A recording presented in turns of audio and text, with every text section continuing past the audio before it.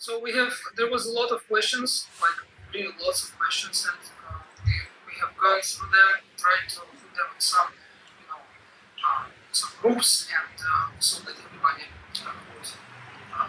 could hear the answers, could hear what he wants to hear. So first, we will begin with the questions concerning the emotional state of the devotee. So the first question is, we often mention how important emotions are in our sadhana, especially during chanting. How can we go into the right mood before chanting or during chanting so that we can chant with spiritual emotions? Emotions are difficult to pretend, especially in front of Krishna.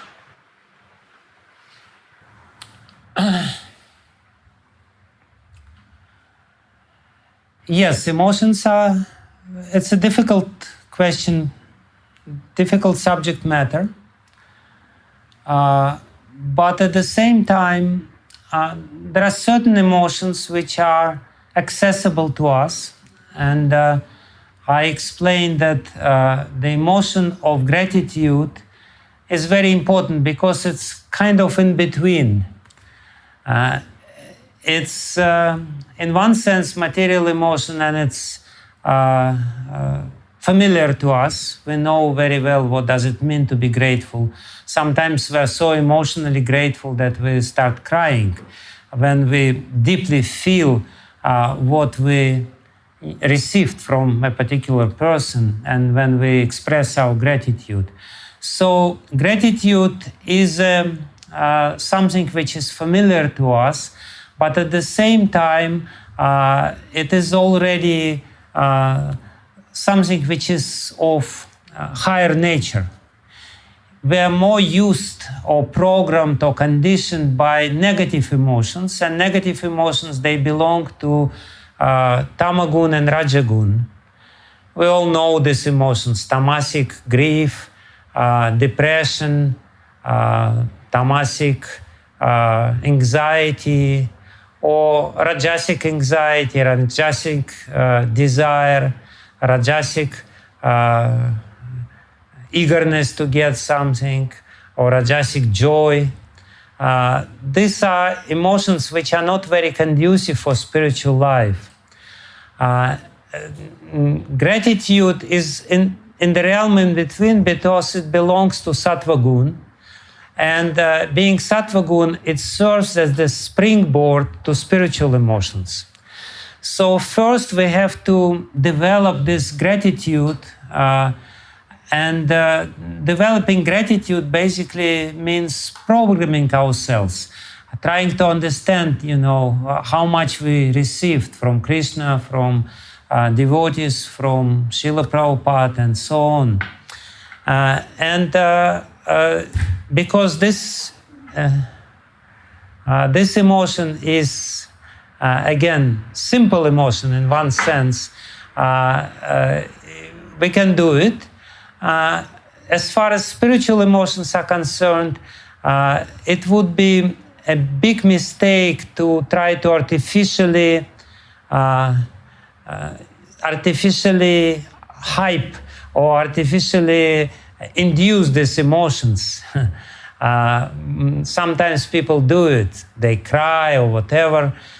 They train themselves how to cry.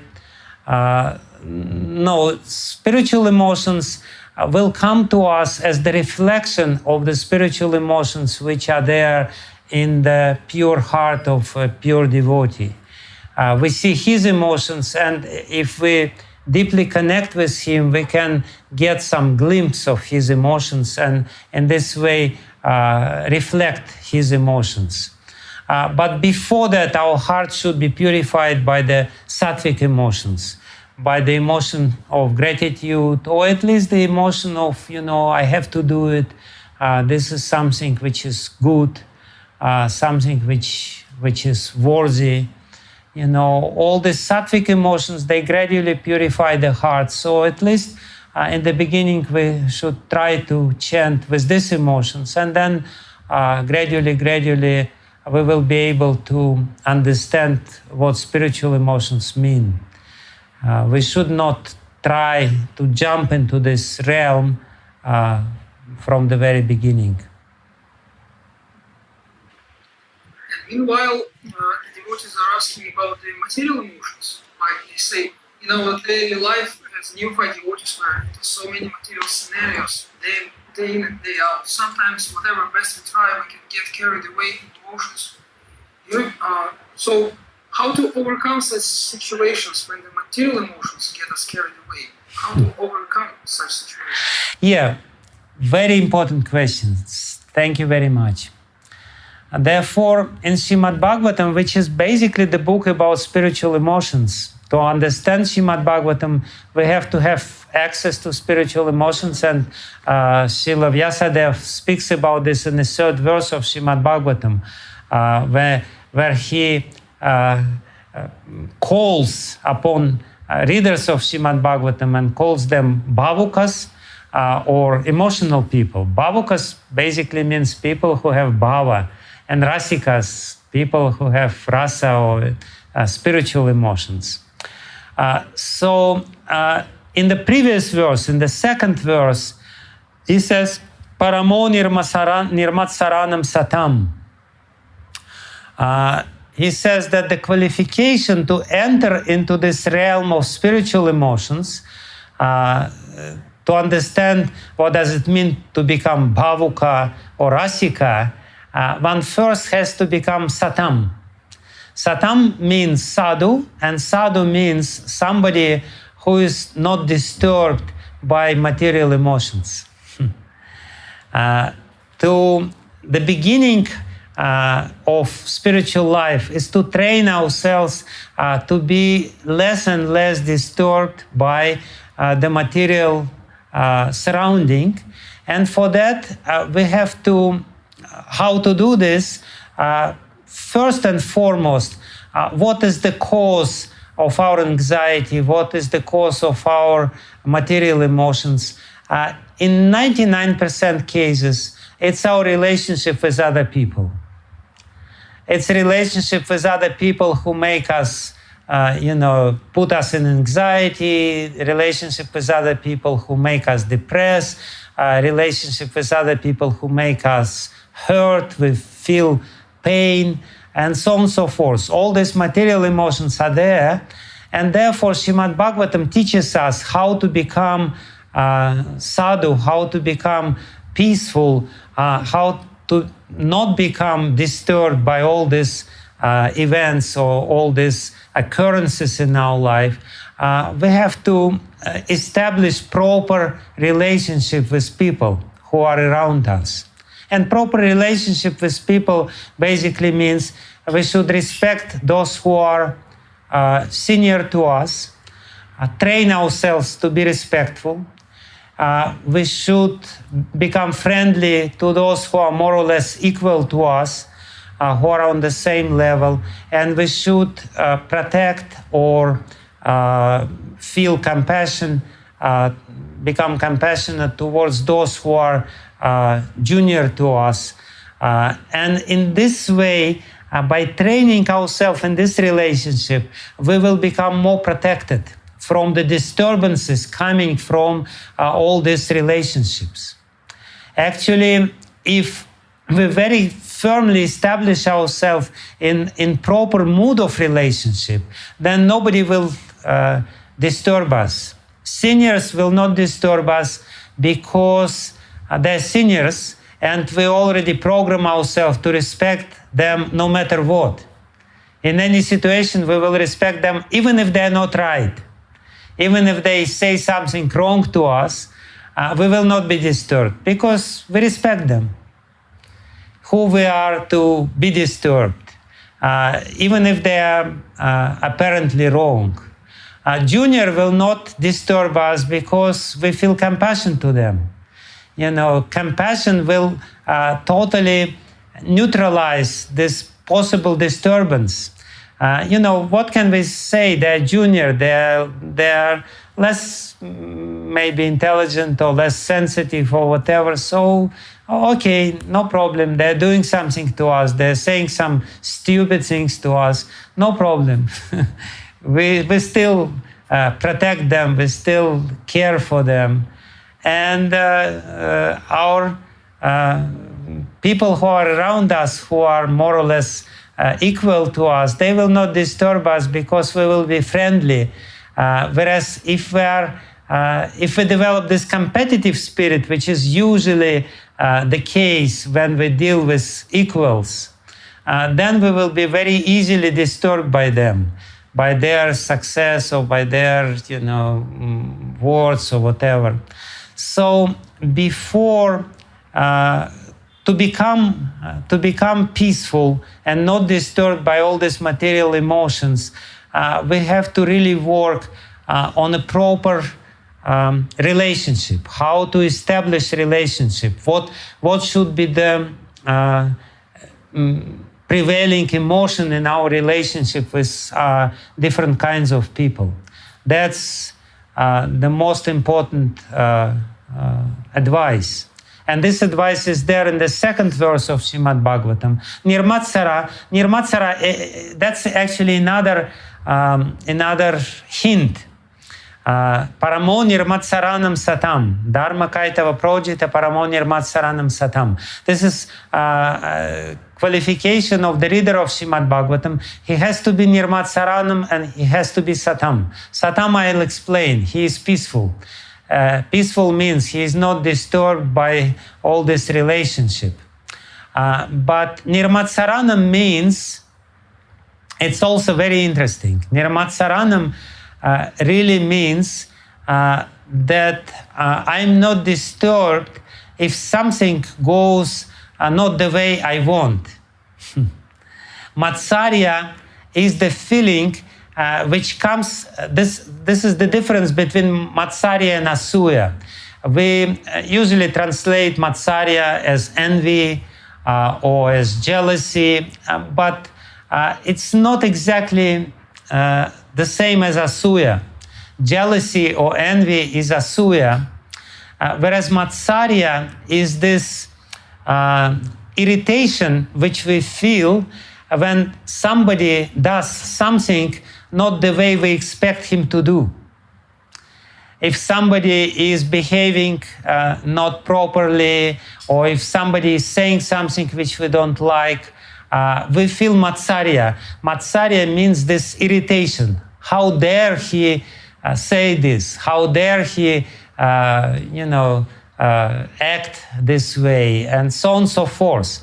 So when I'm in a very strong controlling mood, I will always feel Matsarya, because always somebody will say something or will do something which I don't like. So nirmatsaranam means that, what can I do? I'm not the controller. Nirmatsaranam means let them do what they want to do, and I'm not going to be disturbed no matter what, because they are free people and they're doing this. So I'm not trying to establish my rule here. Basically, the main motivation behind this emotion of Matsarya, envy, which we feel that something is wrong, is that, I want to control. I want my way. I want everything happens according to my will. Therefore, one has to train ourselves. We have to train ourselves in these qualities, Shanta and Matsarya. Then we will be able to become Bhavukas and Rasikas from the third verse of Srimad Bhagavatam. Understand spiritual emotions. First, we have to purify our material emotions by developing these qualities of nirmatsara. We have to become nirmatsaraha and shanta. So basically, this also answers the questions about the anger. Yes, that definitely answers the question of anger. Yes, because anger is basically this emotion when you feel that something is wrong. I don't want it to happen. So if you're in this, maybe not at this moment, but in any other moments of life, you ask yourself a question: who you think you are to establish the rule here. If we relieve ourselves from this burden of controlling mentality, which is a very heavy burden on our head and on our shoulders, if we become free from this, anger will disappear. I'm not the controller. I'm not establishing the final rule here in this world. Luckily for the world. Thank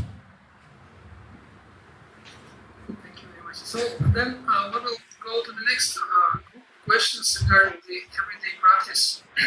There's a beautiful question from Dev, which is Hare Krishna Maharaj Dandavat Pranam. Everybody says we have to remember Krishna all the time. But when I'm playing, how can I remember Krishna?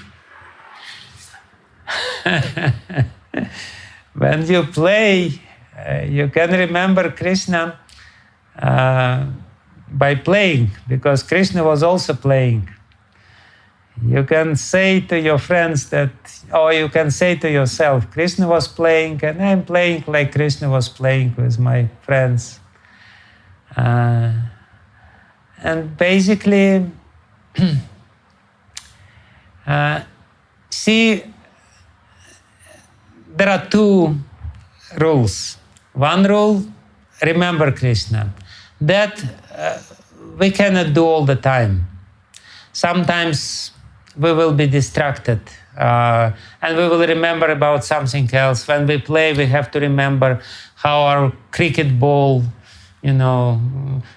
how we, I don't know, whatever it is. But we should not forget Krishna, and not forgetting Krishna basically means that before you start doing something, you say, Krishna, I'm doing it for you. I'm playing for you now. And thank you very much for giving me this opportunity to play as you played. So in this way, you may forget about Krishna when you play, but you still, you may not remember Krishna when you play, but you still don't forget him while you're playing. So just say, Krishna, I very much like how you play, and I will play the same way as you play in Vrindavan. Okay? Yes, are you satisfied? Thank you very much for this question.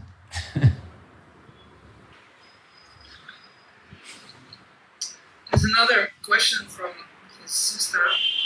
I have many non-devotee friends. When I hear them speak something, I end up looking down on them because of the frivolity in what they are saying. What should I do to remedy this? See, it's not that we're looking down at them because they're doing something. We're more or less programmed at looking down at people no matter what they do. It's more or less our attitude, because we want to be the best. We have this ahankara or ego, I am the best. And I always need to confirm to myself that I am the best. And, there are many ways to confirm to ourselves that I am the best. This is one way. Now they're doing nonsense, they're speaking such frivolous things. But some other people, they use completely opposite logic. They look down at other people because they don't say frivolous things. Some of your friends look down at you at the same time because you're not speaking frivolous things. So the cause for looking down is not important. What is important is the general attitude. We will always find some pretext why we will look down at somebody. It doesn't matter what is the pretext. We have to really understand that this tendency is there. And this is the tendency of my false ego. I want to be the best. I am the best. That's the program which we have.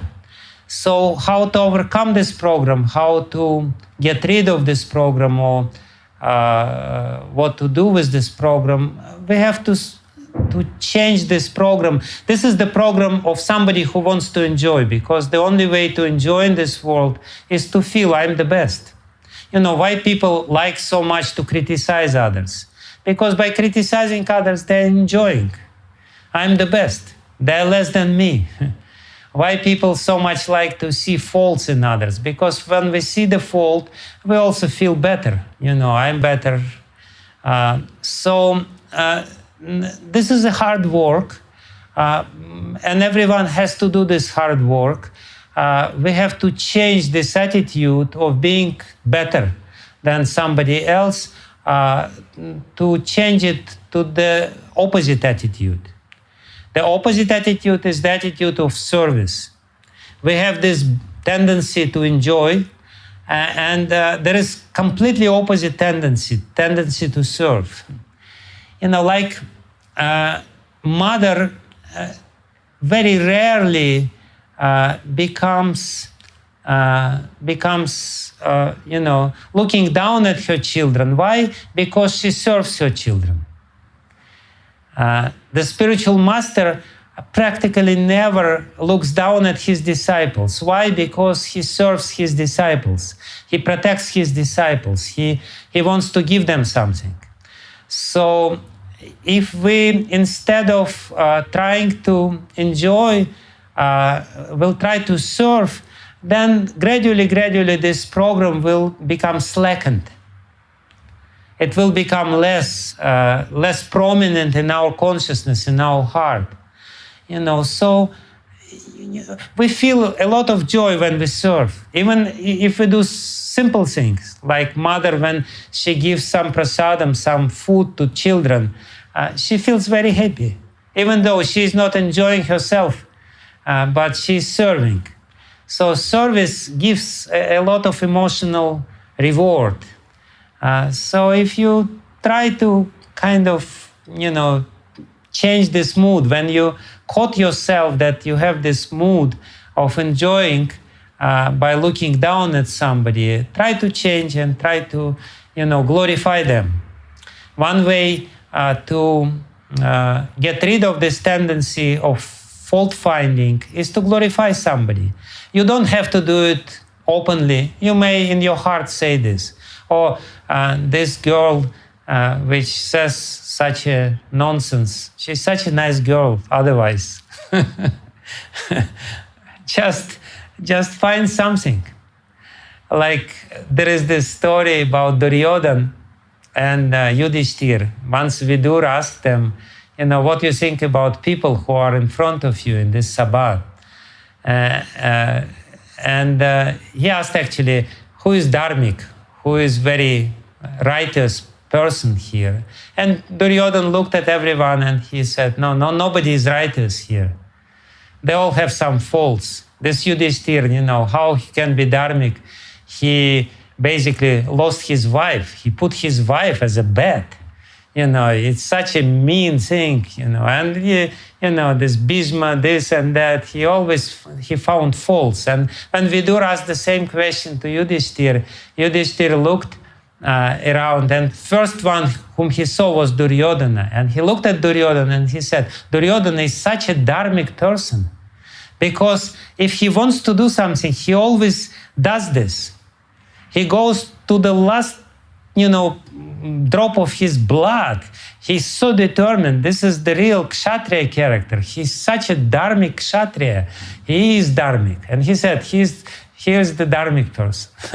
So this is what we should do, because both Duryodhana and Yudhishthir live in our heart.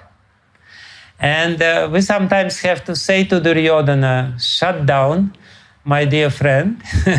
And we have to say to Yudhishthir, please speak out, speak up. Okay?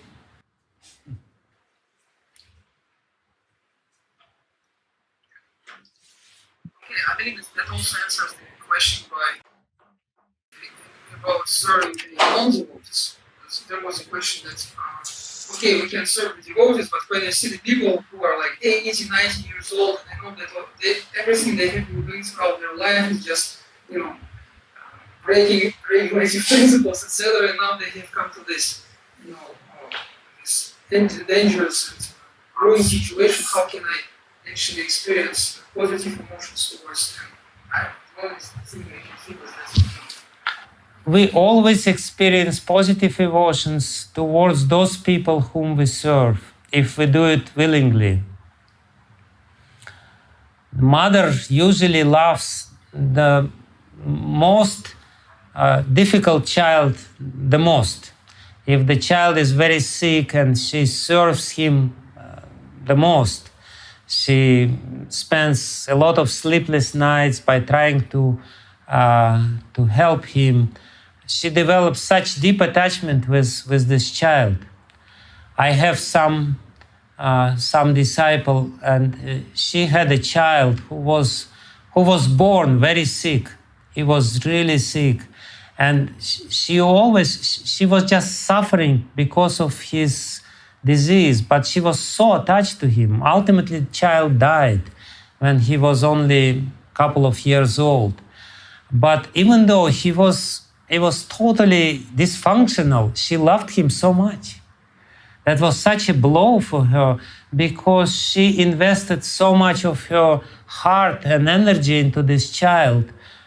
So when we see somebody, if we try to serve him, we will, first of all, we will influence this person in a very amazing way. Because this person, he may be 80 years old, he may be breaking regulative principles, but in the eyes of Krishna, he is still a very beautiful soul. And if we do something nice for him, he may transform right there on the spot. When people see that somebody is doing something very selflessly, it touches their heart, and they become transformed by this interaction. So it's possible. It's difficult. I don't say it's easy, but it's possible to do it, and it will bring you some joy. This is basically the next question which we have touched on by Srila Prabhupada. Bhakti is to care for others, not so much to take care for oneself. That Krishna is not so happy that we care so much about our spiritual progress. But how much can we really care about others if we still have anarthas? There should be balance, definitely. There should be definitely very healthy balance. It's not so black and white. Bhakti is caring about Krishna, pleasing Krishna. And we try to care about others as the means to please Krishna, but also we have to take care of ourselves, of our spiritual life, our spiritual progress. And that's also something which is pleasing to Krishna. So it's not that we have to forget about ourselves and only care about others. You're completely right, because if we do this, we will ultimately be dysfunctional. We will not be able, if we don't eat ourselves, I'm so devotional, I will not eat myself, I will only feed others. For how long you will do this? Not so long. So there should be healthy balance in the service of spirit. Bhakti is the service of spirit of service. Spirit of service. So and it's also service of spirit. We serve Krishna, He is spirit. But we also have this spirit of service. So we have to take care of ourselves in this spirit of service to Krishna, and spirit of service to others as well. I answered your question?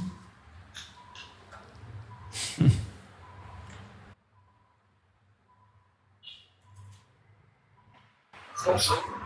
There's another beautiful question about the anarthas, overcoming anarthas. If one got not enough love from his parents and he has now a lack of self-confidence, so to speak, lack of loving emotions, is it just enough to chant Hare Krishna, or is it sometimes more needed, or more specific method to help, to heal this? If yes, then can this devotee do, or how can we help such a devotee? So what should such a devotee do, and how we can help such devotees? Thank you very much for this question. It's a very important question indeed, because we are living in this Kali Yuga, and in Kali Yuga, always people are dysfunctional because they have very dysfunctional family environment. They didn't really experience care from their parents, and therefore they become traumatized. It's definitely a case. There is an answer to this. I wouldn't say that just chanting Hare Krishna will help in this regard, because it will be very difficult for such a person to chant Hare Krishna with proper attitude and with proper emotions. He is chanting,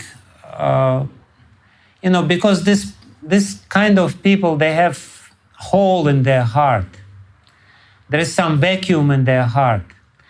And this vacuum in their heart deprives them of proper feelings, proper emotions, proper relationship, primarily with the holy name and with Krishna. So this alone, I wouldn't say will be a solution to this problem, because chanting will not bring enough satisfaction to heal. To be healed, one has to get a lot of, positive emotions, which will drive away negative emotions from the heart. And one has to feel the protection. Theoretically, one can get this feeling of protection by his relationship with the holy name, but practically it's difficult. But there is another thing which one can do besides this. Definitely we have to chant, definitely we have to read Prabhupada's books, definitely we have to associate with devotees and try to get some positive emotions in our exchanges with devotees, in our loving exchanges. But there is another thing which one can do, that is start giving to somebody love which you didn't get yourself. That one can do. It may not be easy, but if nevertheless, if one tries to really help others, even though he is handicapped himself, even though he is not very well established within his heart himself, and so on and so forth, if he nevertheless tries to help others, he or she, and try to care about others, and then this process of caring about others, helping others, will be a healing process. It will bring about the desired wholeness of our heart. We will become more wholesome by this process, because Krishna will be pleased. We will get positive emotions. We will get very positive response from such people. Not always, but sometimes. Sometimes we will get some kicks. That's also possible. But still, we will feel some happiness within our heart. And this happiness will play an important role ultimately in healing ourselves from inside. So besides chanting, I would recommend to really, find somebody whom you will care about and whom you will try to help. There was a similar question from someone, I don't know, about the psychiatry. Is it actually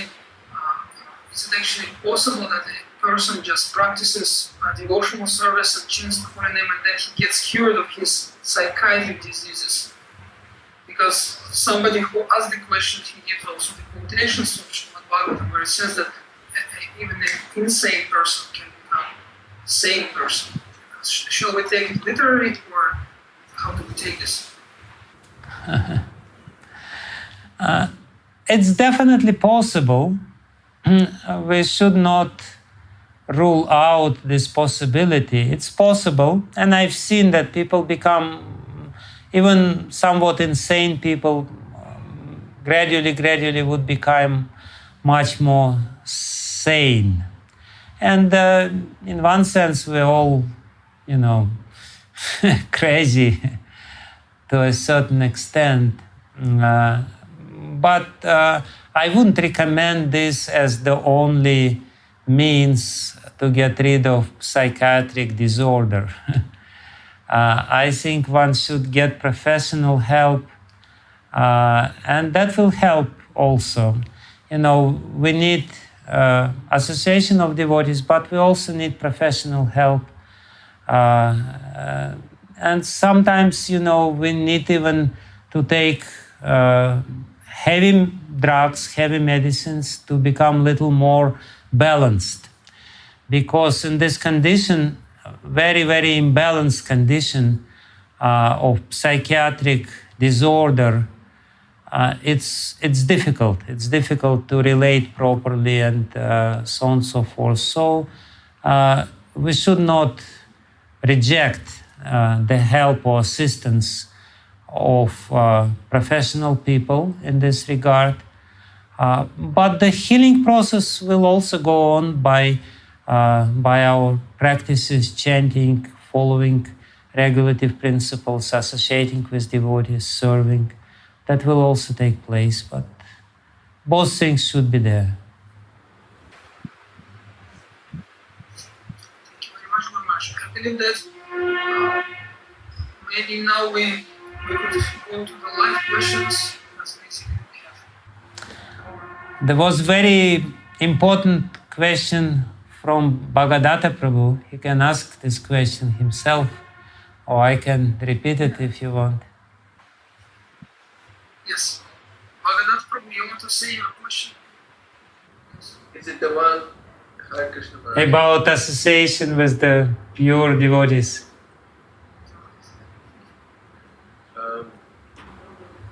About the spiritual master, right? Yeah. Yeah. Yeah, basically the question is, I often hear from various speakers, and I've read it also, by different Vaishnavas say that we must have the shelter of a pure, liberated Vaishnava, and specifically emphasis is given on personal association, in the sense that even so far as physical association. One should directly associate with the pure Vaishnava in order to be able to progress in spiritual life. And I know for sure that this is one thing Govinda Maharaj, His Holiness Govinda Maharaj, preached, and his followers as well are associated with Madhavananda Devi, and he very strongly feels that that's important. Whereas there's a group of devotees who feel that it's enough to read Srila Prabhupada's books and discuss them, and there's no need to really have a personal, physical association with a pure Vaishnava. So the question is pretty much, is it enough just to For example, someone joins the temple and he never had a chance to speak to his spiritual master, but he was listening to his classes and he was very inspired, so he was rendering service. Is that enough? And we know many examples in the lives of Srila Prabhupada disciples. Some of them never even met Srila Prabhupada, they got initiated through a letter. So it's always been on my mind because I hear different opinions on these. So Maharaj, clarify. Very grateful. Yeah, it's an important question, but to answer it, we have to understand the idea behind this or mechanism behind this.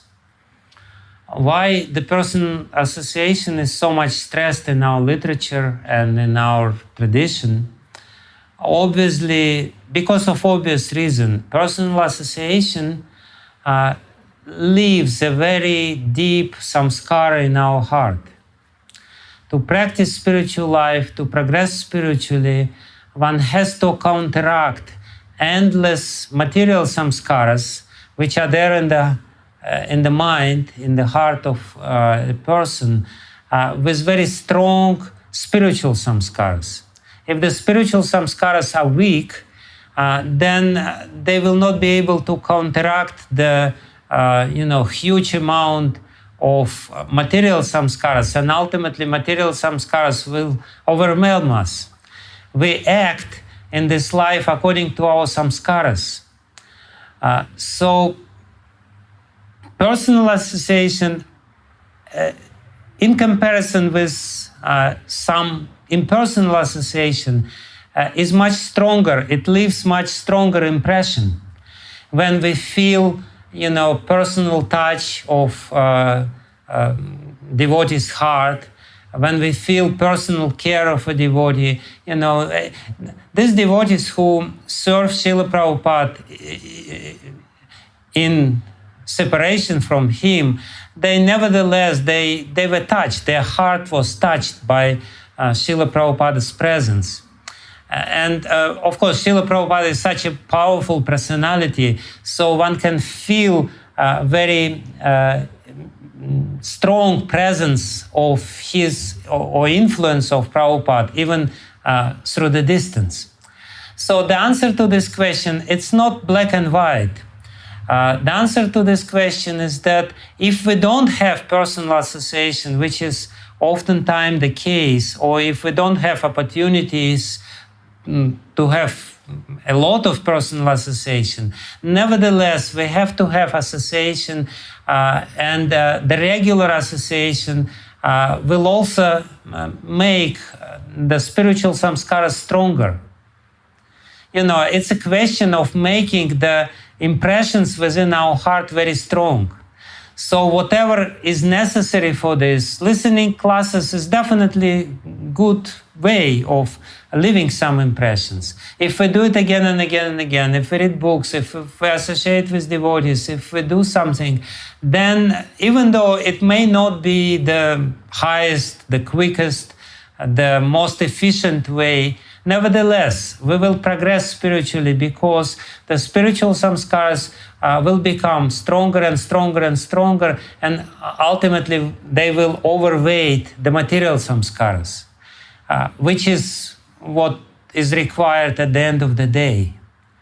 So we have to get any opportunity. Yes, we are living in this environment. Yes, we are not living 500 years back when there was a lot of pure devotees and you could just, go and serve them, and there was no internet, luckily for them. There was no email, there was no telephone, and therefore people had personal association, and definitely that was the saving grace because the impression was so strong.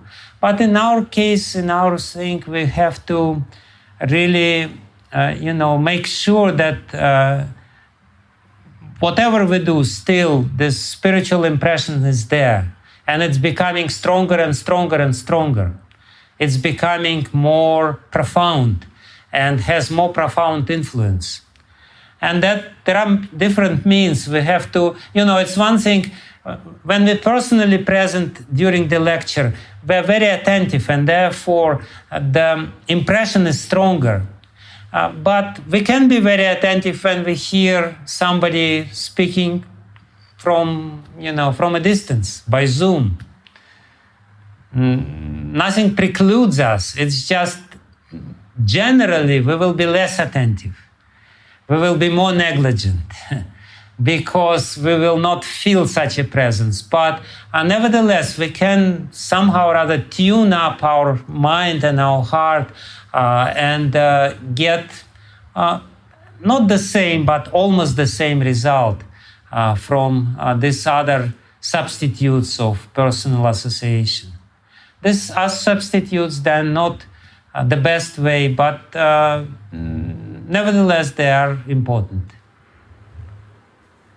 So, thank you, Maharaj. I'd like to ask further on this topic, on this subject. So, in general, we see that the situation in ISKCON is such that there's only very few initiating spiritual masters compared to the large number of devotees that are there.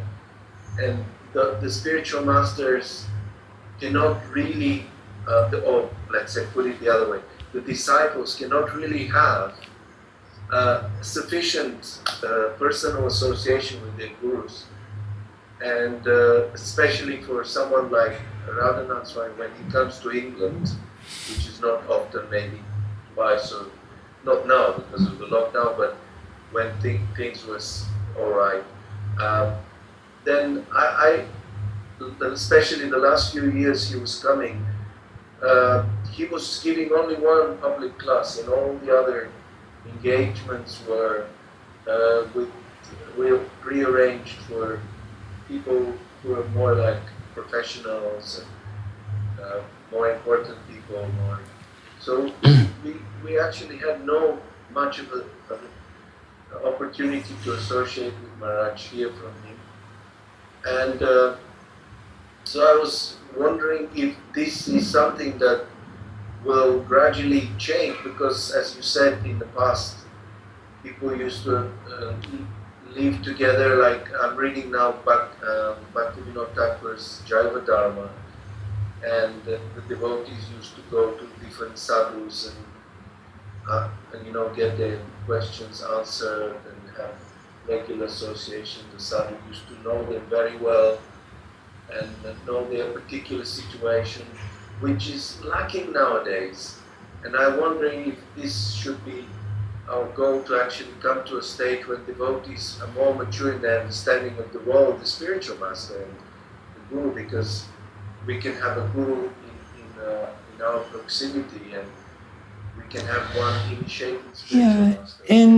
In one sense, yes, definitely the answer is yes in one sense, but in another sense is that I would say that we sometimes tend to not really notice or neglect or underestimate the opportunities which we already have.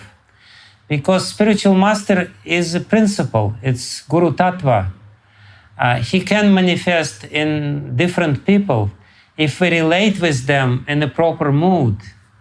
We can learn a lot from some other people. Like Srila Prabhupada, he himself says that he has seen his spiritual master 5 times during his life.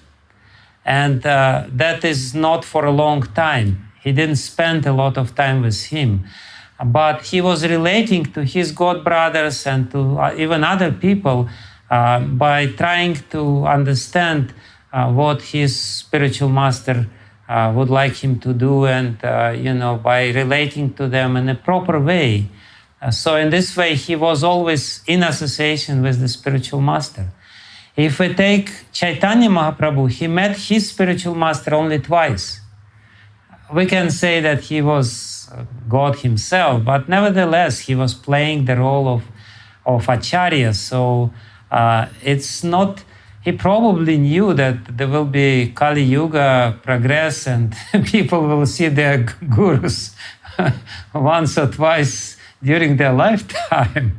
So he only saw Ishvara Puri twice, not more than this. And that only for a couple of days, for a few days, once in Navadvipa and another time in Gaya. He hasn't seen him after that at all. But it's not that he was deprived. He was always, he was speaking with Ramananda Roy, whom he considered his Shiksha Guru. He was, associating with Swarup Damodar Goswami and so many other things, So if we understand that we have people who are, who represent this principle of Guru, then maybe the situation will not be so bad. Because we always associate Guru with Diksha Guru, but it's not only Diksha Guru, it's also Shiksha Guru. So it's not so bad. So ultimately our understanding of Guru Tattva has to mature, and Yeah. we have to take advantage of the opportunities that we miss Yeah. so many times. Yeah. Yes, thank you very much, Maharaj. And so finally, if I could ask, I mentioned it earlier, but again, someone can become a pure transcendental personality just by associating with the past acharyas through their recorded instructions then. And I suppose that's then theoretically it's possible. Theoretically, it's possible, yeah. Still, we definitely have to use opportunity to meet with devotees and to serve the devotees whenever it's possible. Thank you very much. Thank you, Anarthas Prabhu. Prayojan Prabhu, you wanted to ask your question? You're welcome. No? But you should unmute your microphone first. Okay, can you hear me? Yes. It was with respect to making amends for the previous offences to people that we may have offended, and to seek their somehow association again, and also if their forgiveness is not there, because we're looking at, we're not only looking at devotee, we're looking at Krishna, and he doesn't take kindly to offences to his devotee, and even if the devotee also may forgive, maybe Krishna, this I'm unsure of, doesn't forgive. So this is, but also there are times where you can approach a person that actually it could make the relationship worse. In other words, it could cause more offences that devotees fall within us, that somehow we're not understanding what they're trying to tell us. So the relationship could actually worsen. So I'd like a comment on that, because I know in fact there are some people that from my own point of view, didn't accept my approach to somehow heal the relationship and the offences that I committed. So I'd like your comments on what I'm saying.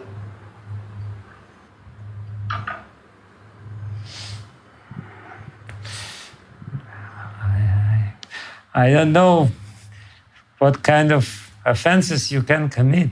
You're such a harmless person. Well, And saintly. So it's very difficult for me to imagine. But yeah, definitely if you feel that you did something wrong, you should apologize. As far as that relationship can be worsened, that's possible. That's possible. In the real world, it could be the case. And the reasons may be different. One reason is that people whom you are begging forgiveness from don't feel that you are sincere enough, or they still have some grudge at you and they're still very angry at you. So if you feel that they're not really inclined to forgive you by some reason, then you should still beg forgiveness from them, but maybe, from a distance in the heart, because it's a fact. Sometimes people are so angry that they just, they're not ready to forgive you.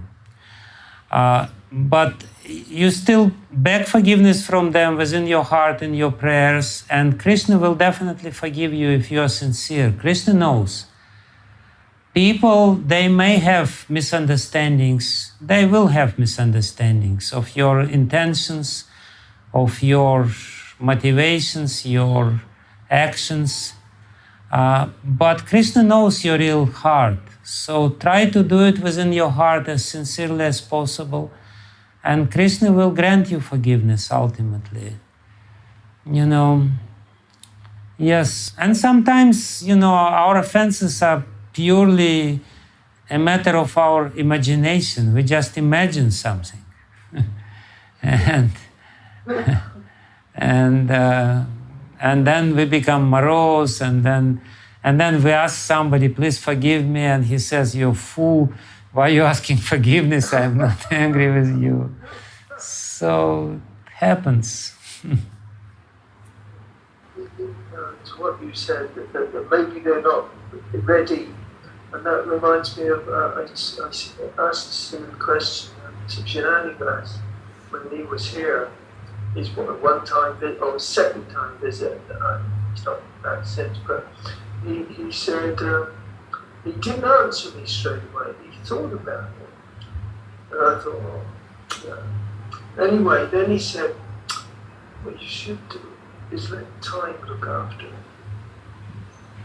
And of course, Krishna's time, isn't it? So, when you said they may not be ready to forgive,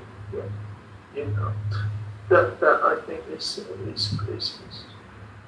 very relevant point. It tallies with Jananivas, actually. Yeah. That's what reminded me of Jananivas, the cry, actually. So, thank you. Yeah.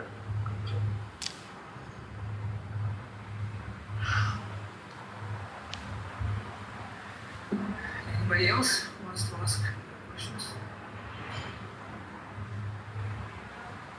Yes, Mariaka. Sure. My question is, when we do that certain type of action or activity may not be helpful in spiritual or even material progress, and still be committed, does it mean that we have tendency to invite misery or desire to experience miseries? And if it is yes, then how to mitigate that kind of? Does it mean, so please repeat, you do some action which is not spiritual but material, and what? Which is not very conducive for any kind of progress. Okay. It's still for a spiritual progress, even sometimes for material progress, and we commit that activity. And then later on we realize that, oh, I made a mistake. Okay. So does it mean that we have a tendency to invite miseries, or there is a kind of desire to do some nonsense and experience it and then say, okay, no, I shouldn't have done. Yeah, this is the same question which Arjuna asked Krishna in the third chapter of Bhagavad Gita. What is this force which forcing me to do something which I don't want to do? But still I'm doing it, even unwillingly. So yes, this is some desire, a very strong force, kama esha, krodha esha, which is within us. And we will regret later that we did it, but nevertheless, we did this. So yes, this is the desire, which sometimes turns into anger. Kama esha, krodha esha, rajaguna samudbhava. The source of this is rajaguna, or the mode of passion. So that's it.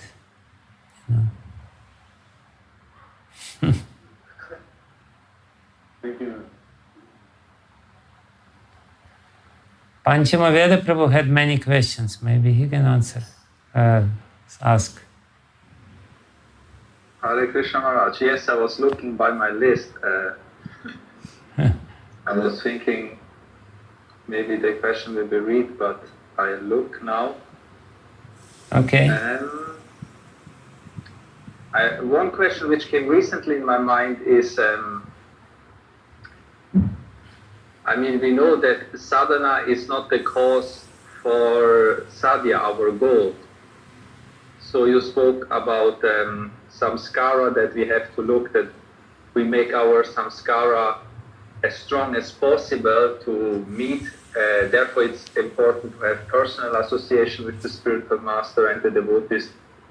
But how much is this in our control? Basically what I want to ask is, everything mercy in our spiritual life, or what is in our control to come closer to the goal? Because even to get bhakti is very questionable, and it's not our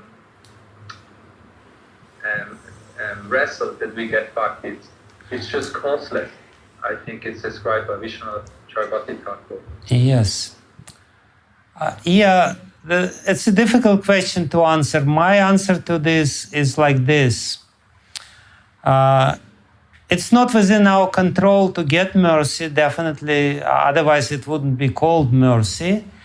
But what is within our control is to prepare ourselves to appreciate the mercy which will come to us, and to make a good use of this mercy, because we are so dull and so sometimes neglectful and so dirty within our heart. Then when the mercy comes, we cannot take advantage of this mercy. We don't even understand that this is the mercy. So sadhana prepares our heart to become more receptive to the mercy, to become more appreciative of the mercy which we get. And in this way, the mercy which we will get will become more stable within our heart. What will happen, we may get some mercy, but because we are so neglectful, because we don't care about this mercy will not really stay within our heart. So sadhana prepares our heart. It's like, this famous example of Jesus Christ when he said that you cannot really put the new wine into old, bottle or old, whatever you call it, old receptacle, so to speak, because it's not really, it cannot hold the new wine. So receptacle has to be appropriate. The new wine, or the mercy, the wine of mercy, the wine of bhakti has to be given to us. But we have to prepare our heart to be able to hold this mercy, otherwise we will lose it. So this is within our control to prepare our heart, to make our heart more receptive to the mercy. I answered your question. Yes, thank you. But then a question which arises from this is, so we have to do sadhana to prepare us to achieve the mercy and also to be aware that we get and got actually already mercy. Yeah. So to make sadhana, a question which I wrote was about samskaras, because it's a topic which is quite relevant for me. I understand this very much. We have to make a deep samskara in our mind to overshadow our material samskaras, as you always speak or often. So, but to make sadhana, now I'm full with anarthas, and I really try and I have a desire to chant many rounds, to meet devotees, but it's very difficult to meet devotees, advanced devotees, to chant many rounds. Sometimes on the weekend I have time to chant rounds, but the mind is out of control or some things are blocking me, so it's quite difficult. So it's also just mercy if we have even the strength to do the sadhana, to prepare ourselves. Yeah, on the first place, the desire which you have is a mercy. Even this desire is a mercy. Most of the people don't have this desire. Most of the devotees don't have this desire, to be honest. So if you please appreciate that the very fact that you have the desire, that's already something important. Because from this desire, many other things will grow ultimately. Yes, and then, if you feel that you don't have enough strength to overcome, then pray for this strength. Ultimately, yes, we need strength. And it is said in the 15th chapter of the 7th canto of Srimad Bhagavatam, that you first have to get the strength. This beautiful verse is there which says that you have to take the Jnanasina, the sword of mercy, sword of Krishna's instruction. But it's a weapon. And by this sword of Krishna's instruction, you have to cut all the anarthas. But the problem is that this sword of Krishna's instructions is so heavy, you cannot even lift it. It's difficult to lift it, and it's difficult to use this weapon against this. Therefore, we need strength first to be able to follow Krishna's instruction. And this strength is coming from our relationship with spiritual master, from our prayers, from our, our relationship, our prayers. Then we will get the strength to overcome the anarthas and to do proper sadhana. But desire is already something. It's not so bad. You are in a good place. With your blessings. Anybody else? Last questions?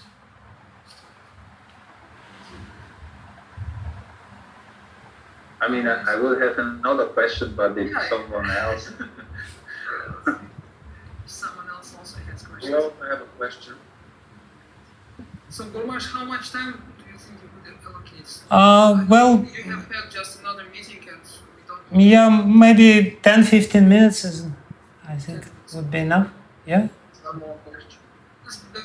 First, I put it in the list of questions I sent, but it's regarding Tulasi Devi.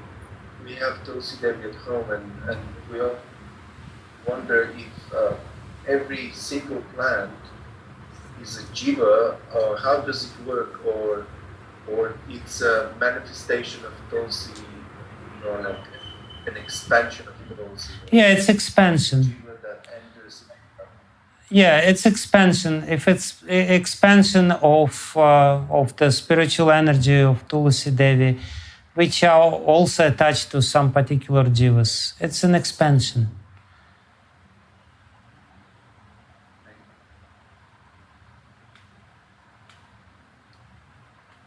Okay, so then maybe Panchamaveda Prabhu actually had 6 pages of questions. No, but Ashwini had some question. Oh, yes, please. Unmute your mic, please. Yes. Maharaj, I'll have to read it. Okay, please.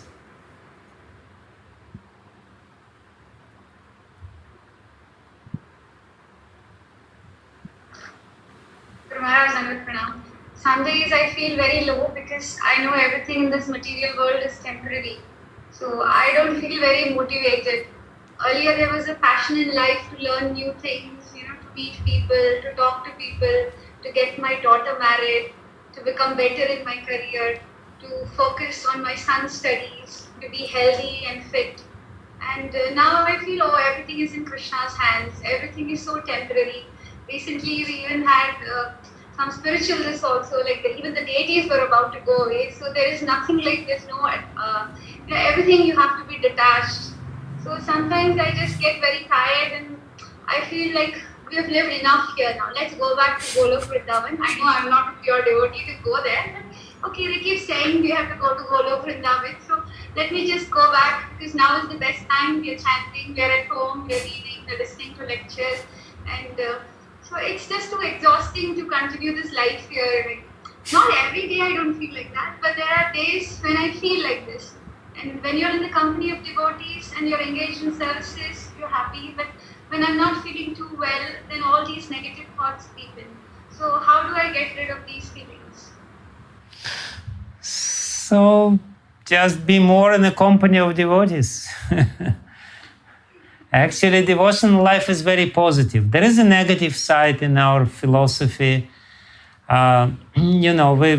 have to have healthy detachment, but when the detachment becomes unhealthy, when it becomes artificial detachment, and sometimes it's just the way the tamas or the mode of ignorance manifests in our heart. We have to have this enthusiastic spirit. Bhaktivinoda Thakur used to say that enthusiasm is the main sign of shraddha, of faith. He says, what is the meaning of faith if you don't have enthusiasm? And faith means that, I know I am here, I know Krishna is there, but I am very enthusiastic to improve myself, I am very enthusiastic to do so much. There is so much I can do, so much service I can do. So that means faith. And when we become depressed, it basically means that our faith becomes a little slackened due to the ignorance. So how to get rid of ignorance? Just read, hear more, and you will get enthusiasm. You will get desire to do something. You will get desire to associate, of course, with nice people who will give you a lot of strength and enthusiasm. Okay?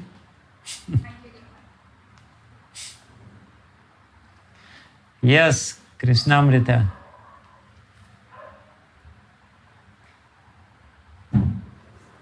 Thank you very much, Guru Maharaj. It's such a nice present to see you. Very glad. So my question is about the third lecture that you gave in this seminar, the structural review.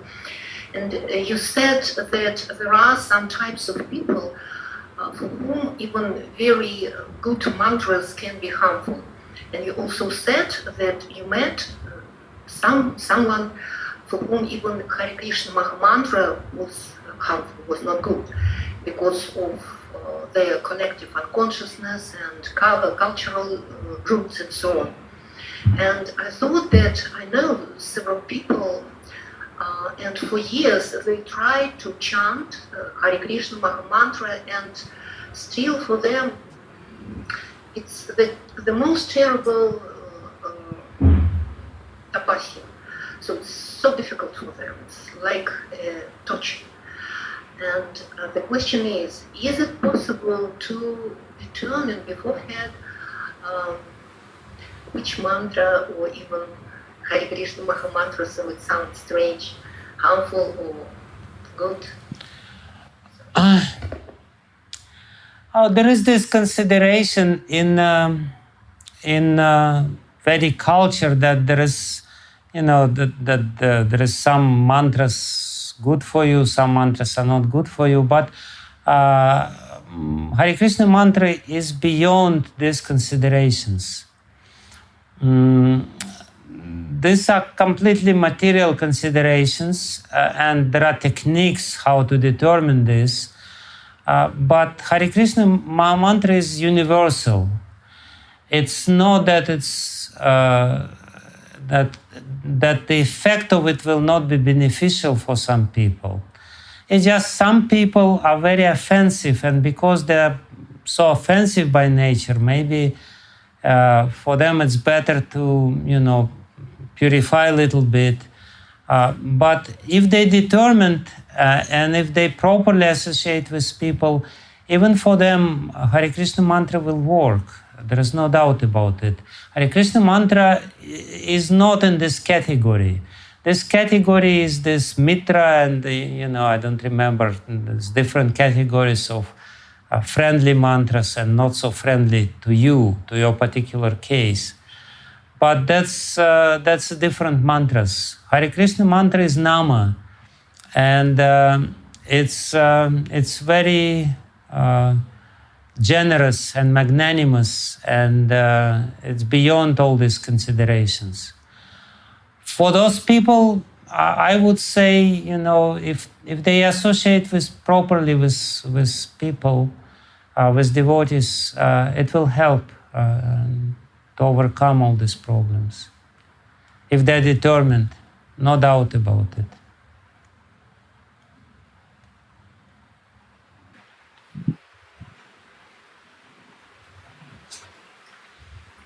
Anybody else? Like we have a couple more, 5 minutes more.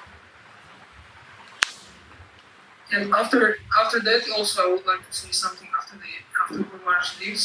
After Guru Maharaj goes, we will have some announcement from Madhumati Pushkari Mataji. Yes. So anybody else wants to ask any questions? Yes, Kayajan. Unmute your microphone first. It's not a question actually, it's something I forgot to thank Guru Maharaj with respect to his instruction for me to get a mobile phone and the technology associated with it. Actually, this was so painful and so difficult for me, especially with an elderly brain, and especially through lack of sleep at that time. I was losing short-term memory. It's improving now, thank God, Krishna.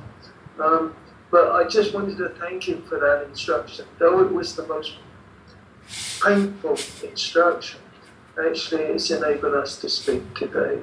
And so, and gradually, somehow or other, by the grace of Guru Maharaj's instruction, the grace of Krishna, Sri Guru, and the devotees who've helped me with this technology, and were assisting me in spite of my limited intelligence.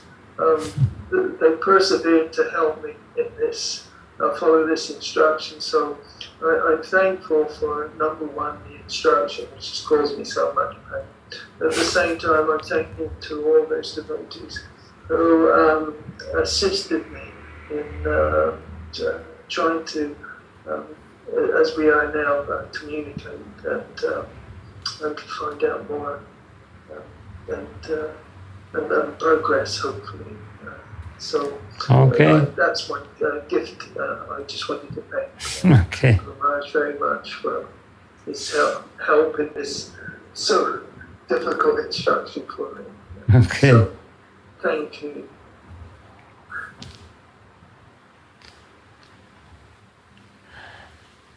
Okay. So shall We we? have like 4 more pages from Vaishnava Prabhupada if you get the next time if you don't mind.